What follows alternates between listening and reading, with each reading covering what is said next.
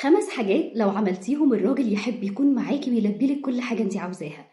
أول حاجة القبول، اقبليه زي ما هو، أنتِ مش جاية علشان تعالجيه، ما ينفعش طول الوقت تفضلي تقولي له أنت إزاي بتعمل كده، أنا مش طايقة فيك كذا، اقبليه زي ما هو. رقم 2 الثقة، مهم أوي إنِّك تقولي له أنا عارفة إن أنت الوحيد اللي هتحل لي الموضوع، أنا عارفة إن ما فيش حد غيرك هيقف جنبي، أنت دايمًا اللي بتحل لي كل حاجة. تالت حاجة التقدير، مهم أوي إن أنا أقول له تسلم إيدك على الحاجة اللي هو جايبها، ما ينفعش أبدًا تقولي له إيه اللي أنت بتجيبه ده، أنت على فكرة مش بتعرف تشتري أي حاجة، الكلام ده صعب جدًا، ما فيش أي راجل في الدنيا ممكن يتقبله أو يحب يكون معاكِ وأنتِ طول الوقت بتلوميه على حاجة هو اشتراها أو حاجة هو ما عملهاش كويس. المدح والتشجيع، ربنا سبحانه وتعالى قال لئن شكرتم لأزيدنكم، اعملي ده في كل حاجة في حياتك.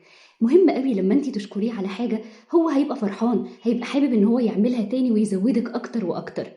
رقم 5 ان يبقى فيه اهتمامات مشتركة بينكم، تعالى نجرب أكلة جديدة، تيجي نجرب نروح مكان الفلاني، ايه رأيك في كذا، شاركيه اهتماماتك شاركيه حياتك. الراجل دايما بيكون موجود في المكان اللي بيرتاح فيه، خليكي انت المكان اللي هو بيرتاح فيه ومعاه.